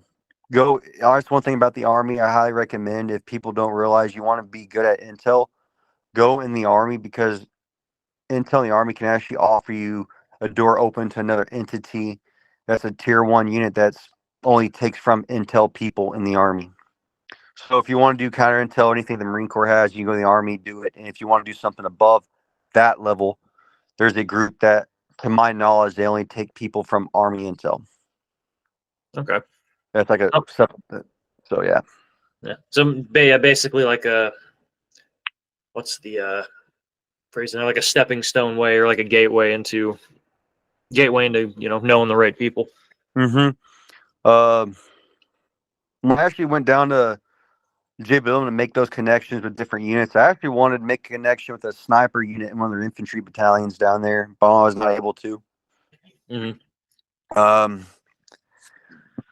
you walk in their SF recruiter's office. They don't really tell you, but if you look at one of the walls, there was a poster. It had the phone numbers to Delta Really? recruiting office. Yeah, Okay. I took a picture. Never contacted them. Don't have plan on it because I was about to say, did you give him like a prank call or anything like that, or like? no, I didn't. I didn't mess with them. I didn't bother. I had other stuff going on I had to take care of back up top when I got back that I was more focused on. When you were in or when you were in, so since you're in security forces, I may be confusing it with a couple other guys, but a couple guys that I knew when they were in security forces, they got to travel like around like a lot when they were in. Was that similar for you? That's fast company. I didn't go fast. Oh, I okay. kind I of mean, wish I did go because if this was gonna be my last enlistment, mm-hmm. I could have had 3 deployments down. So total, I'm at the end of my year, my time required had 4 deployments down for sure, 4 or 5. Okay. They got rid of Cuba, so fast no longer goes to Cuba. That's Spain. No, Cuba's in just Cuba, Guantanamo Bay, Cuba, the island of Oh, Cuba. Cuba is what you're saying. Okay. I don't know why. I don't know how I. I don't know how I misheard that. No, no, Spain's one of the locations. It's called Rota, Spain. I heard it's a really good time. All my buddies that go say it's a phenomenal time. You have No, I Cusco, know of Spain, Japan, but I Bahrain. thought you were saying. I don't know. I misheard you saying Cuba in some other weird way. I was like what's Cuba? I'm like, I don't know. Oh yeah, sorry, Cuba, Guantanamo Bay, but they don't go to. We still have a security force element there, Mm-hmm. but I don't think it's not fast to my knowledge. Now it's like reservist MPs that go there. Okay. So where all have you gotten the chance to go to? I mean, obviously you've been on West Coast, you've been on East Coast, you've been to Okie. I mean, So boot camp, San Diego, ITB, Pendleton, mm-hmm. security forces school, Virginia to Bangor, to Lejeune, Lejeune to Japan, back to Lejeune, then back to security forces, then back to Bangor, and then I went back to Camp Hilton for my advanced school, and they sent me to Quantico for MEIT, which I got medically dropped for. And how because I didn't even think that security forces has like an advanced school. How long is that for? There's a certain advanced school you go to if you're an 0311. Oh, really? Okay. Just AIMC or Okay. Not AMC though. Oh yeah, AIMC. AIC, whatever you want to call it.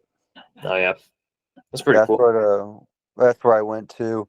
Security Forces doesn't have its own top-notch advanced school. They have schools you can go to that are more difficult. Like you have a CQB school where people get dropped for, but majority of people get dropped for pistol because it's not like shooting a regular pistol qual. Their pistol qual is different for CQB. It's like fully tacked up rifle at the ready, aiming down. Then it'll give you it's be like what 10 seconds or 15, like 10 seconds to fire one shot at the 25-yard line.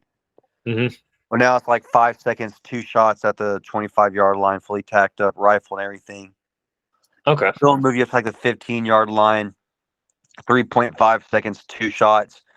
Then like move you up like 10 yards, like 2.5, 3 seconds to get 2 shots off in the chest area. Then you keep moving up, then you get to the point where you're like the 5-yard line, then it's like 2 seconds to draw and get like 2 rounds off. Okay. So it's more like half the time. It's like fully tacked up, and you have like half the time to do it. Okay. DM school, which is a slave fest, that's a slave fest of a course. That's like 4 weeks. Mm-hmm. Then breachers like 2 weeks, but I don't think breachers a slave fest. It's more like you still have classwork and then you start breaching. Mm. I do want to get to the if you don't mind me cutting a pivot here. I do want to. Yeah, Good. just the inner Florida man in me wants to know more about the alligator story, if there's much to it. So that picture I took was back in what I think is around my birthday. I remember that. It was in April.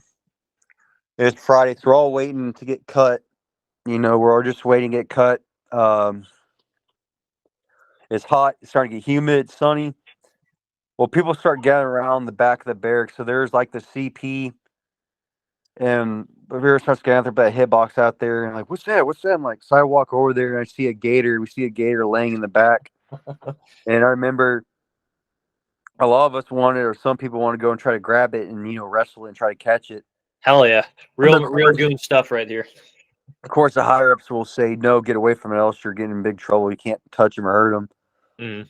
But they're plotting around, thinking like what they would do, if they could catch that sucker. Yep. Here at the day, a staff sergeant told me a couple of years ago. He said all a staff sergeant is a lance corporal at heart with just a rocker on him. I like that. And all those higher ups are plotting on that gator. Oh yeah. We did see that gator come on and off a few times in the back of the barracks, especially sometimes in backyard training. Okay, so this isn't his like first or last appearance, depending on.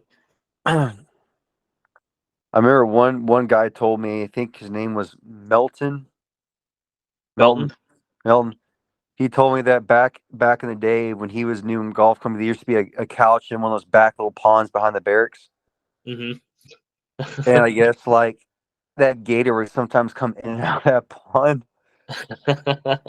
I guess the gator wasn't there that day, but I think it was him. But I guess like one of their seniors told a new guy to go sit on that couch and reflect. It's like they were going, there's a, and that's funny. Mm.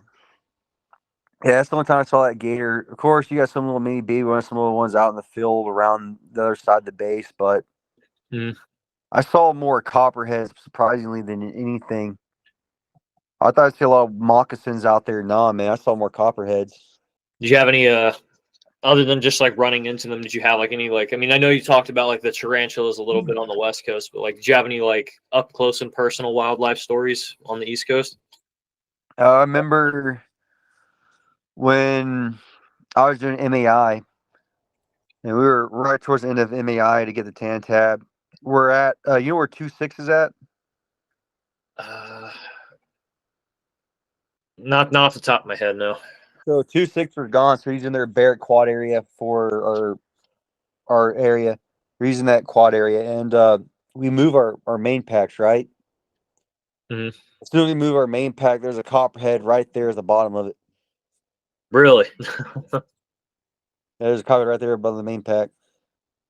What was the initial reaction when you looked? Did you kind of like panic a little bit, or were you like, "Oh, it's just I mean, it kind of made me freak out a little bit because if you know what you're looking for and you identify that as a copperhead, that thing's going to kill you.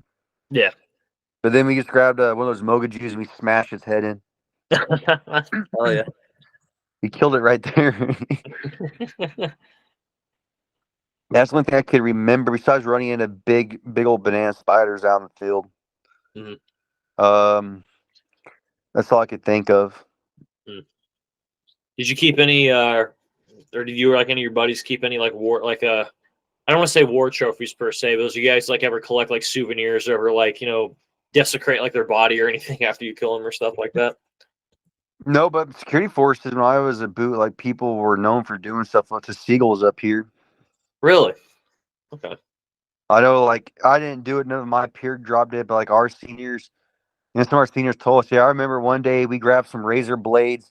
We put some razors in like a piece of bread, rolled it up, and fed it to a bird. Oh my god, dude! This is one of my seniors were telling me. I know some seniors told me that one of their buddies fed him like a makes you crap really bad. What are they called? Wait, say that again. It's like you take it, it makes you crap really bad. Oh, like a laxative? Yeah, that's what it was. They fed one of the birds one of those. Somebody's car is not going to look very pretty after the end of that. Oh no, actually, one of them crapped all over me one day. I was up in the turret on one of our armored vehicles on the 240 and being a little happy boot. It's hot, sunny. Yep. I felt something hit my helmet, slide down my face, and drip down my shoulder. It was a big white bird crap. And that's what I remember. We had stories like that, and I know, like I remember one guy. They were getting mad because they were being told to clean up the trash can because they had a like raccoon in that area that was like digging through trash can, throwing trash everywhere. So one night he was out smoking a cigarette with somebody, and I think they grabbed him and they like curb stomped it. Oh, really? Yeah. Yeah. I remember that one. One of my buddies, he was on post. And he was messing around. He had a shovel that one of the construction workers left. Like, this was years ago. He Yeah. told me about it. They like encircled a raccoon on the edge of this cliff, and they hit it with a shovel and send it in the water Yo. like a baseball, like a golf God ball. bless. uh, Well, to play devil's advocate, did it survive? I don't know. I don't know. They didn't tell me that part. Safe to say, probably didn't survive though. We probably. Banger though is up here is more known for its horror stories for like supernatural stuff, like shadows and jigs and like Mm-hmm. you know what a jig what I don't know what it is. It stands for like jawless Indian girl. There's like a story behind it. Like her spirit haunts the area or did. You Really? had the shadow. You had some. They call it like the Shadow Man or something like that. Okay. The Slender Man kind of guy, or is it just Shadow? Yeah, like a Slender Man kind of type dude. Okay. Sleep paralysis was big up here when I was here. A lot of people did get sleep paralysis, from what I remember. I got it a few times on post. Sleep paralysis, like where you can't sleep. Is that what that Yeah, is? sleep paralysis is like it. Your mind's awake, but I guess your body's not awake. Like you can't move your body. You're basically like paralyzed. Whoa. And you hear some word stories. I remember one day being with a guy up on Radio Watch. We're watching movies. I had a fat at that time I was dipping. I had a fat hog in. Yeah. He's hitting his little vape, and you're not supposed to have vape on, but who cared at the time? I didn't. I just had a fat lip. I remember that. I remember I started seeing some of my camera like a little shadows, Oh, like a figure pacing back and forth. yeah. And the scary part was there was nobody out there but us. We were the only post out there. The closest post was maybe 400, 500 meters over there, and they were like two or three sailors. Mm-hmm. And in order to come to where our post was, I had to get on this pier. At that time, that post you had to go through them. They have to announce like 01 contractor or somebody. They have to announce the person coming on or off the pier. Yeah. That we were at. Nothing. Man. I'm like, you know what, dude? Someone will walk out there and figure out what's going on. I grab my rifle. I'm like boots. Got that little grid fleece on, whatever. Mm-hmm. I don't know why I didn't grab my blouse, but I don't really care. I just want to figure out what's going on. So I just grabbed my rifle and I grabbed a mag. I put a mag in, and I start hearing footsteps. So I'm like, I want to follow this footsteps. So I hear footsteps from here. So I'm like, I want to stop, retrace around, and meet the footsteps on the other side. Nothing's gone. When I got close to meet the footsteps, gone. Whoa. Yeah. And I was like, that's weird. Hearing footsteps come around this corner. I poke at the corner. I hear the footsteps, gone. It's like, okay, that's kind of spooky and creepy. Felt a little eerie.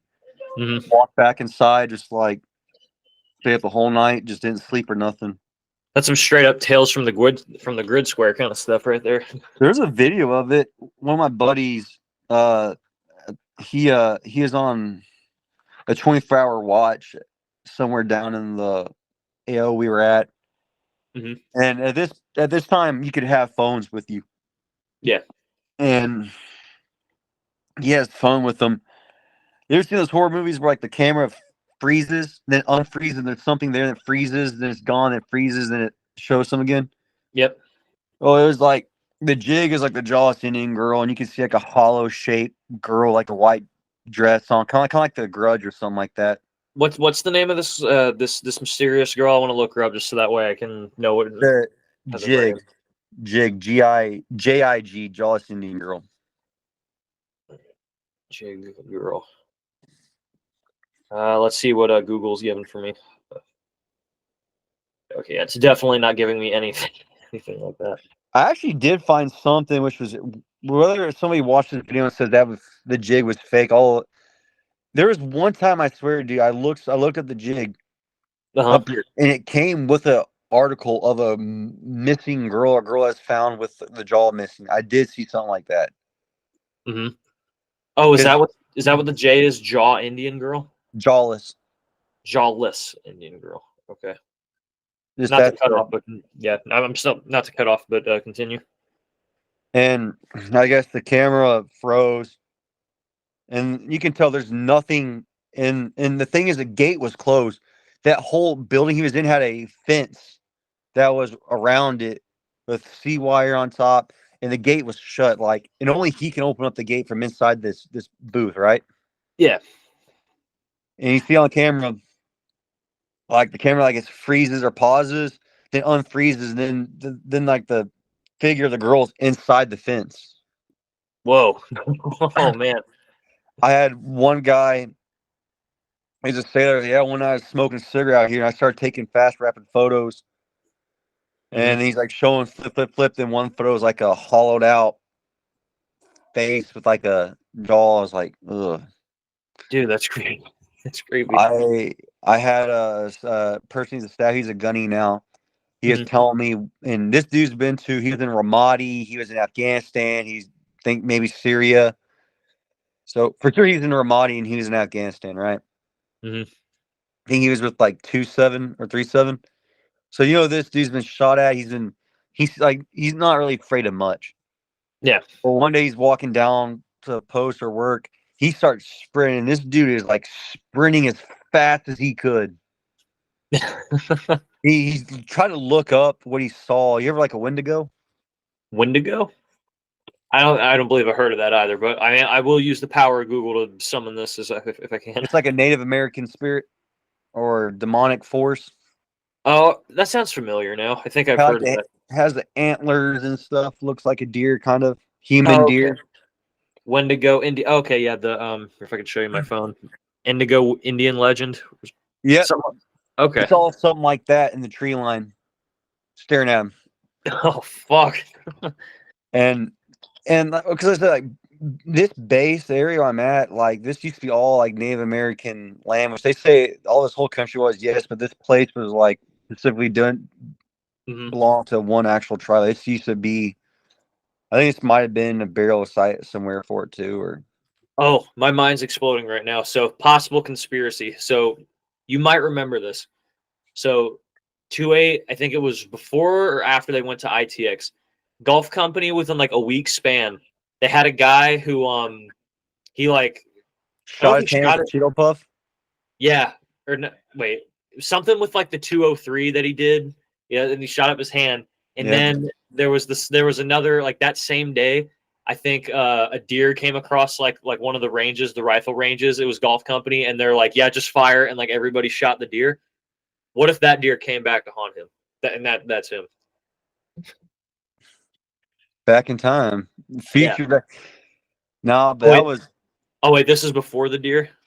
Yeah, this is before I left Banger. That happened all because he was a staff. He didn't leave Banger until like 22 or 3. After he left, he went to 2-4. Now I think his last command is in Myanmar for retires. Okay. But I know exactly what you're talking about. Right. He I went to so I got my PTS orders. The week I arrived, they were in the field when the guy shot his hand and they shot the deer, and they kept catching people vaping in their holes. They kept people vaping the defense. And it's funny because they're just like, no, you will not dip because dip gives the smell away. But yet you guys really vaping blueberry, raspberry crush, fruity stuff. And I'm just like, oh yeah, that's real smart. Like in the dip, if I want to dip, not leave out a nasty smell, I'll bring like Copenhagen the Gold Can original. There's no minty wintergreen smell. Yeah, wintergreen does have a echoing scent that can spread if it's like very windy. Like up here in Washington, when it's cold and you open up the can, the wind will push the smell out and I guess eject it out, and you can kind of smell it from a distance. But also, you can smell a fresh smoked cigarette in the defense too. Yeah. I can smell a fresh smoked cigarette. Yeah, there's somebody right here or somebody that was here. I'd rather dip than hit a vape because you're gonna get away with dipping a lot more than you ever will a vape. Even if it is mint or wintergreen, you can get away with it more because the smell depletes over time, just like a vape does. But if you're not paying attention, you suck on your little booth, you Even if you don't see the smoke come out, you can still have the scent come out of your mouth and then amplify, and you can smell it from a distance too. Well, in those Marines' defense, I do think they need something to smell rather than the rotting couch that's just sitting in the back of the pond. You remember that? Yeah, I think that couch was gone. I do remember there'd be a lot of booths that were thrown on top of the power lines behind the barracks.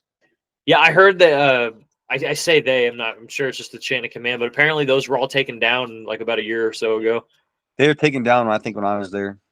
Oh, okay, it's such a little bit of a morale depleter right there, watching all that history go away. It was, but I mean, everywhere I think the Marine Corps now tends to have a morale depleter going on. Yeah. Like we're losing more people than we're retaining. The Navy's doing worse in all the branches, actually. The Navy's doing a lot worse. Really? That surprises me a little bit. I thought it would be like the Marines or the Army doing. Navy. I work the Navy, dude. And I got nothing against the Navy, but when you look at the leadership, like if a lot of the Marines did see what I saw in the Navy, a lot of Marines even too, they probably go, "Wow, this isn't so bad." And I really mean that because I've seen some of the leadership, and it's not good, dude. Yeah. Like I would. You think 2-8 or the Marine Corps is gay? It's stupid. Nah, dude. You haven't seen anything as you see this leadership with the Navy. You ever What hear the else? joke of 2,000 people leave on ship? What comes back? No. 1,000 couples. Mm. I have I a get it. at my trade school where I'm going. One of my guys that I study with and like we do our stuff together. He was security forces, but he was in the Navy though. So we shit on each other back and forth about that all the He's time. a MA. Yep. Yeah, MAs aren't bad, man. I met some good MAs that were better than some Marines, actually. No joke. It Yeah, really just depends. he's very like because he doesn't give away the impression like he was Navy. He's very like squared away in terms of like his knowledge and just like in terms of like CQB stuff. Like he's very like well put together with that. So some of those MAs, when they left here, they went to Bahrain. So MAs in Bahrain can get it good. They have like certain people out there in Bahrain that do shipboarding. Oh, okay. So I mean, there are some cool stuff to do as an MA. Mm-hmm. If I joined the Navy, I'd probably go SWIC, be those boat guys. It's a good choice. SEALs, when they get out of the SEAL communities, they're cool to talk to. I got buddies that were prior SEALs that they're just civilians that are actually legit dudes. They're cool. But why they're active in the Navy, I heard this bunch of douchebags, dude. I heard like SEALs are the least pleasant ones to work with. Yeah, that doesn't sound too surprising, but now would you join the SEALs just for the idea of getting a book deal when you're done? I don't really like talking about my military unless I don't like talking about the military unless it's with people that are in the military or were in the military like you. I don't Yeah. like talking about it to civilians. Well, have you done something? I haven't done anything, dude. If you look at my career, you would go, this guy hasn't done anything. I don't brag because I know I haven't done anything. I didn't go see combat, you know? Mhm. Well, you don't got to necessarily reveal that. I mean, I know Jocko Willink, I'm pretty sure he relates some of his stuff, but just make like a broad leadership book or something like that, like Navy If I, SEAL lessons for business or something. if I have to say, man, the best thing I learned the more I do it is just be a good dude to the best of your ability. Like when I was a Lance Corporal and I was here my first time, I was an ass. I was a joke of a senior dude. I was just a jerk because that's how my seniors were. And I thought, oh well, my senior said this is how it is. Therefore, when you became a senior, this is how it is. Yeah. When I was actually leaving this place, I realized the way you conduct yourself, the way you talk, the way you treat your guys will reflect on you and reflect on them as well. And when I was realized the stuff we were doing to them, that our seniors were doing to us, our senior said it's y'all's fault it wasn't working. The reason why we weren't like they were is because we realized y'all were a joke. We saw that you guys were full of it. You're not what you think you are. You're a fat, worthless joke. then not really, I guess, realizing it when we became our seniors here, our first time at Banger, we were just like our seniors. We became a joke. I started to realize that we were the jokes now. And those guys, of course, don't respect us. You want to gun drill someone for hours and hours and hours and hours and hours on end, but yet you can't remember your knowledge the way that you want them to remember their knowledge, at least to that effectiveness. Yeah. They're going to see you that you're a joke and that you're full of it. And they're not going to listen to you. They're not going to want to follow you. Mm-hmm. In that last couple of months, 4, 5, 6 months, I started talking to the newer guys coming in a lot differently. Even the guys, I started acting differently and slowly over. So when I come back and I saw them, they were actually happy to see me. Yeah. I was actually one of the best people on my peer group, is what some of them told me. Then I got to the fleet and I saw some of the way some of the Marines would get the new guys in the fleet and the way they would talk. I'm like, dude, the reason why these new guys aren't listening to you is because they think you're a joke because you ran your mouth. You don't talk to them like a human being. Mm-hmm. You can make things stressful. You can make them better. There's just a way to go about it. I'm not saying baby them, pamper them. Yeah. Make training stressful. Sure. The best leader I ever saw that was a NCO in the Marine Corps in the fleet was in 2-8. His name was Hardy, Corporal Hardy. He was in Fox Company. Then he went to Golf Company. Okay. I think I know who That you're was, talking about. Is he somewhat stockier? Who had like a mustache? I think he was blonde. yeah, Yeah. yeah. Okay. I love that dude. I Yeah. still talk to him occasionally, but that was the best NCO type leadership I ever seen projected on a lot of Marines. Okay. Smart, Hmm. excellent at the craft, phenomenal leader. Wasn't a jerk. Uh, if he was wrong, he would admit he was wrong. Mm-hmm. He cared more about the mission and getting you to a certain degree, and the way he did was effective.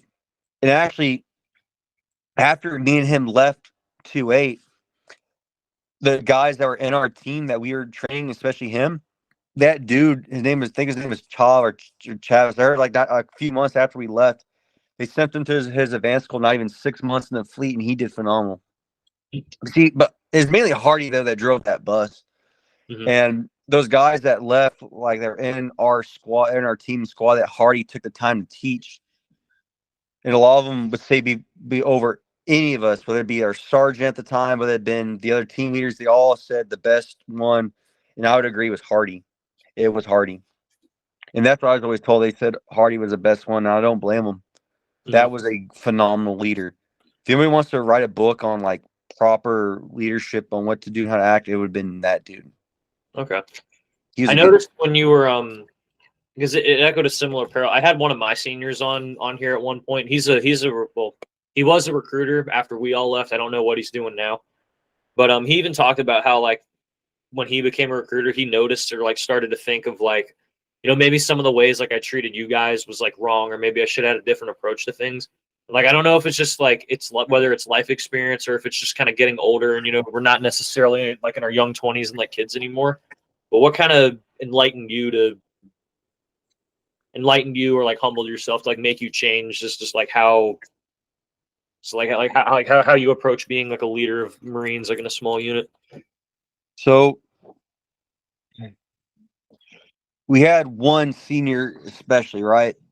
Mm-hmm. And you ever like a little man syndrome? Yeah, I've heard of that. This dude had, and this when I was at Bang, he had little man syndrome. Little man syndrome. Yes. He was smart. He was Mm-hmm. smart, but he was always, and I ended up being just like him. As much as like I was never like him, never be like him. I ended up being just like him. Mm-hmm. He would never shut up. Oh, I got hate when I was a boot. I feared my, Yeah. dude. If you didn't have the sergeants to back you up, I would have broke your face in a heartbeat, dude. We all would have. Like he was not. Yeah. Well, like I said, but the way he acted, the way he talked, the way he just carried himself. After he left Banger, he went to his unit in the fleet. He tried to boot check two Lance Corporals just got back from their deployment. He's trying to act all tough, Okay. dude. Well, these supposed you think are boot Lance Corporals that don't know what you went through when he left. He forgot when you leave security forces, no one cares what happened to you because to them in the fleet, it's like the moon. It's two different worlds. Where I'm at now and where the fleet is are two completely different worlds, dude. Yeah. It's two different fields. You have to remember that. You have to humble yourself. Even like he studied a lot of infantry knowledge before he went to the fleet. So he has some infantry knowledge to him. Mm-hmm. But still act like you're learning and still be a student and learn the ways of that unit. Mm-hmm. remember that stuff you study in that doctrine, like all these books and PowerPoints I did handmade on my computer. All these I can flip it around here. All these infantry books I got right there, and books up here, and man, like it's all great and all, Yeah. but all it is like it's a baseline. Yes, they teach it in your advanced schools. Yes, they teach it here, but it's a baseline. When you go to your unit, they use it as like a baseline. It felt like to work off of, and that's what I guess he didn't realize. But he Mm-hmm. got beat up. He got beat up by all all the juniors there. They all beat him up. Yeah. Oh man. After hearing that story, I was like, you know what, dude? And after saw the way he acted, I looked at my peer group and I looked at how really proficient we were. I looked at our new guys and how they were going. I was like, this needs to change. I went to the fleet. I knew going fair skate force, I'm gonna have a bad reputation, not know anything, which is true. I didn't know anything going to 2-8. Mm-hmm. That's clueless. But I was like, you know what, dude? It's a new chapter. It's a new start. I started to change my mindset. I started to act a certain way. I had a guy named Noah Kins. He's in 1-5. And I called him. He was like, you know what your problem is, dude? You're just like the rest of the stupid street force people that you were with. All I did was complain, complain, complain. They don't do anything. They don't really want to work hard. They don't want to they just complain, complain, complain. He said the people in the fleet that go to all the schools, hold all the billets, get all the good stuff, the ones that shut up, don't complain, and do it to the best of their ability. Don't sit around and play games on weekends. And when I went to 2-8, I was on deployment. People say, well, why are they sending Peterman to all these freaking schools? Why Peterman? Well, it turns out because I didn't complain. I went there and worked hard. I wanted to be. I didn't use those schools as a way to skate or get out of doing something with 2-8. I just Yeah. wanted to get as many schools done. I was on deployment to make the time go by. And you start listening to all these people, and you start seeing your seniors and their failures. And you kind of wake up. You see the new guys suffering. You see your peer group not really being as good as what we claim that we are. Is it really kind of got my mindset? That answers your question. Really changed. And coming back here to Banger, the way I treat people is completely different. Mm-hmm. Some people don't really know how I used to act. Even when I get mad, I try my best to tone it back and think about carefully. Even that kid that shot that ground 25 feet in front of the 240 burst in the fleet, right? Or wherever you might have been. Yeah. What was the normal reaction to a senior, right? Kick to the back of the Kevlar, Yeah. grab by the girl strap, thrown backwards, Mm-hmm. probably taken out to the tree line, right? Yeah. You said I could have done the same thing to him. I didn't do it to him. I said, stop, put on safe, you're done, get off the gun, back off. And that's how I talked to him. I went down there, talked to him, didn't cuss him out, didn't chew him out. I said, look, dude, you weren't looking down your sights. That's one. I know you weren't. So what are you really doing? When I started questioning him and talking, I wasn't cussing him out. I wasn't being belligerent. I wasn't belittling him. I wasn't trying to I didn't publicly humiliate this kid. I Mm-hmm. said, here's what we're going to do. Because the instructor told me this was like, you know what? When people fail, the problem with the Marine Corps is they make you feel like you're the worst, and they don't let you get any tries. They don't let you get better. They just throw you in the garbage and leave you there. I've seen a lot of seniors do that to their guys. He wasn't like that. He said failure is a great way to just keep building, building, building until you get it done right. Mm-hmm. So I said, you're going to go to the table, you're going to get 2 ammo cans, and you're going to go with this corporal who's a machine gunner, and you're going to go have your own 240, and you're going to shoot 400 rounds and just go through some drills with them. And he did. He ended up getting better. Yeah. So that's how I really handle the situation. Mm-hmm. It's not how it used to be with me, you know, the yelling, the scream. It's just, I'm not a drill instructor, dude. I don't want to be a drill instructor. I don't like to yell anymore. I hate it. Now, I if you feel like don't there's mind a more me, effective way. if you don't mind me cutting off on you about that, because because I've heard that from a couple people, and then like when I saw some videos on like I want to say it was the Green Berets and the Rangers, like the way that they would like train some of their like soldiers and stuff. Mhm. Like, so you mentioned how like when he shot like 5 feet, literally away from the ground, and you mentioned like the normal reaction from a Marine Corps senior is just to like kick him in the back of the head, fucking drag him to the tree line, stuff like that. Mhm. That like obviously like you don't get that literal treatment for everything. Like in the Marine Corps, like you notice like when you're a boot, like that's kind of like the normal treatment to get from all your seniors. But when you think about it, like when is that warranted versus like do you think it should be a common thing in the Marine Corps or like I'm So I'm not the best at articulating it, but I see the way like other branches handle it, and then when I hear you and like some of my other seniors, they talk about, maybe I shouldn't have acted that way, or I should have changed my approach. Like, do you think that we were, as seniors, like when we act that way, we're just wrong to do that, or do you think it's warranted in certain spots? it makes you sound like you're a complete total idiot. Now, there's a certain time where you have to like jump on someone's case and like, raise your. Like, there could be a time like maybe if you're doing a live shoot house and so forth, or you're using sim rounds, you have a blue on whatever the case. Yeah, it's different, right? Yeah.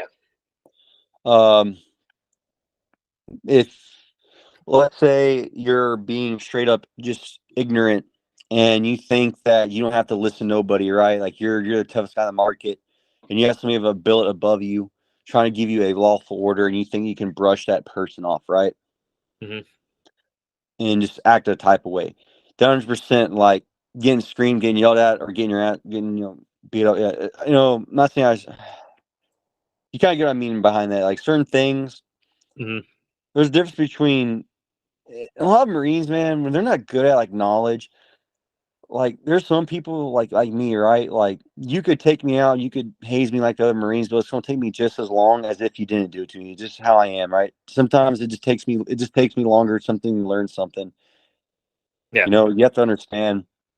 A lot of it is like a lot of the Marine Corps seniors forget, and I forgot is it seemed like for years there's the Marine Corps, a lot of Marines used one method to teach everybody.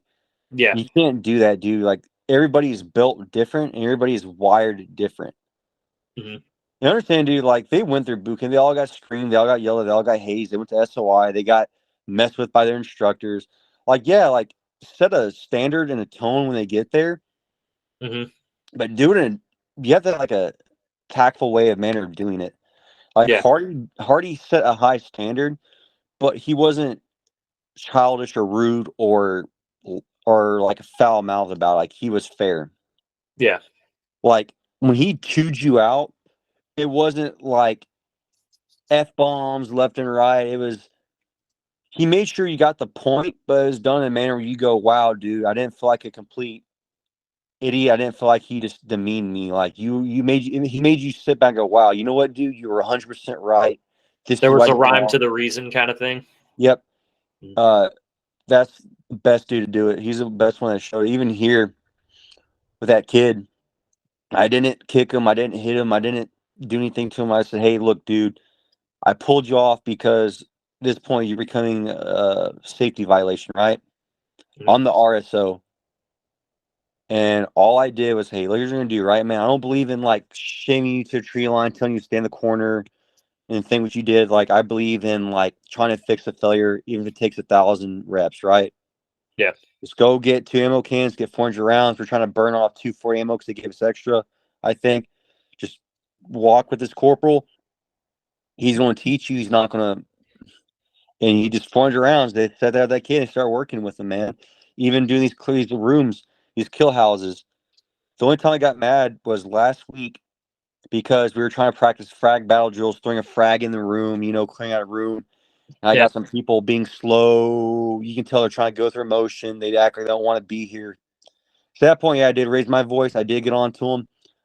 But for the simple fact, it's out of respect. Like, sure, we ran probably 5 to 9 miles Wednesday playing a soccer game as a platoon PT for fun. Yeah. Then the other day we ran like 3-4, but still, dude, like you'll do worse things in the fleet and be expected to perform at a higher standard. So don't please give me that whole, well, it's Friday and we want to get off. Hmm. In the fleet, there's people like that, and you can at least leave here with some knowledge and go there with some knowledge behind you, and that will give you a boost. You'll be surprised there are Lance Corporals in the fleet that really aren't that hard to pass up, dude. Yeah.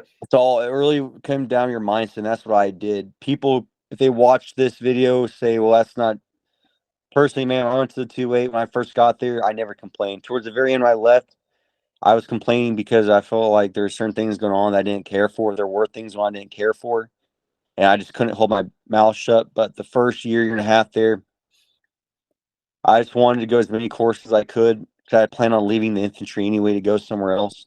Hmm. But why I was in the infantry, I wasn't trying to have the best attitude about it. have fun with it. And I did have fun with it. I had a lot of fun with being 2'8", man. In some ways, I really do miss being in 2'8". I did have fun with it. I had a lot of fun doing it.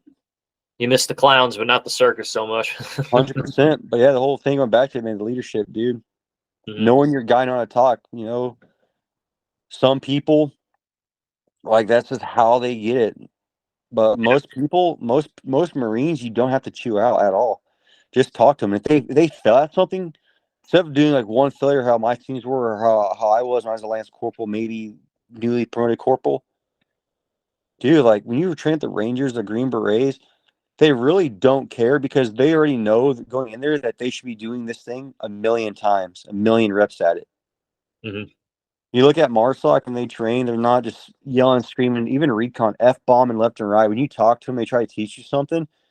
They always act more than happy to stay with you, even after hours, to work and train. That's the mindset you got to have. Remember, when you become a senior and you get some new guys, at that point, you're the teacher now. Yeah. You're the instructor. Like, your job isn't to freak out when they miss one little thing. Say, hey, buddy, like, here's what you did wrong, and keep going back and back until they fix it.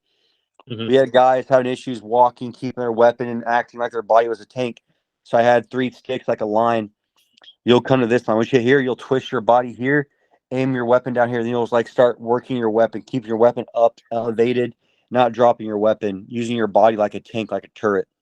And I'll do stuff like that. Or when that one, because when we were doing the frag battle drills, that one kid was having look like he had an attitude, or he's getting lazy with it. Or he looked like he just didn't really care. He was just, whatever the case may be. I didn't directly pull him out. I used that as a way to address the whole group. So I didn't single the dude out. Yeah. Just, hey, man, like, if you want this day to go good, you want this day to go smooth, you want to go home, put out, learn, get better, and then you can go home early. That's all I told him. That's all I asked for you, James. That's all I asked for you. And that's what I did, like yesterday, I told the guys, hey, grab your Kevlars, your flax, and pull your weapons from the army and meet me down at Ort Field. I was at Ort Field for about an hour, setting up E-tape and cones and making tape houses down there by myself. And then walking through it and having certain lanes stationed for certain people. Yeah. So we were hitting a lot of stuff going on. I like it.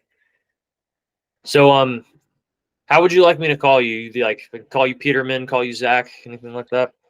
You can call me Zach. You can call me Pete, Petey Boy, Red, Big Pete. When I was in 2'8", when I was in 2'8", my nickname was Big Dick Pete.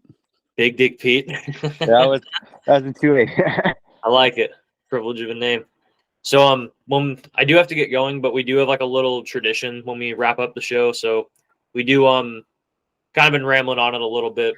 We both have been, but say like some advice to any words of advice to the boys that are still in. Any social media plugs if you want people to like follow you or anything you want to promote out there. And yeah, and then any wise words of wisdom you got, usually like a one-liner or so. I mean, it's not going on with a rant. Just, hey, I wish I took better care of my health when I was a lot younger and a lot newer in the military, so I could have done other things, had energy for it. And just change your mindset about certain things. And there's times recently I had to catch myself because my attitude was going back down. Like, dude, I can't be like this. I had to think of these dudes. It's really honestly, it comes down to me is be a good dude. Literally, the old saying, just be a good dude, and you'll see why. When you're just a good dude and you're just there for the team, you try to have the best you can, just learn. You'll see how much further you will progress, and you will help that team achieve its objective. That squad or platoon. Just be a good dude and try to look to help out. That's all I can say. Just be a good dude and look to help out, man. I like that. And then you want people to follow you on social media? Like where can people find you? Or do you have any stuff you want to promote, like business things or anything like that? No, but I am stationed up here in Washington. If there are anybody that knows anything, I do want to go hunting and get involved in stuff like that. So maybe try to get people up together. Just bought a new 7 rim mag rifle. And I like to maybe get some people together and start like a hunting club or whatever. So you guys know anything, just hit me up. If you do want to follow me, I'm on Instagram and Facebook. Just send me a request at Zachary Peterman. That is a new kind of request though, to try to get some like hunting group together. I do like that. I may have to keep tabs on that. Keep a little side note. Well, I know some people were 2-8. I know actually two people were 2-8 veterans. In Lejeune, my buddy Sean Simmons, he was a 2-8 veteran in Iraq and Afghan. He's in Fox Company. He does healing for the outdoors. He does like hunts and fish stuff all the time. It's like a non-profit to help veterans and stuff like that. He also knows connections too for guys back to duty wanting to do stuff like that. Also, there's a buddy here named Dom. That's one of his buddies, I think, and he does something up here. They do like turkey shoes, bird, elk, deer, stuff like that up here. All right, sick.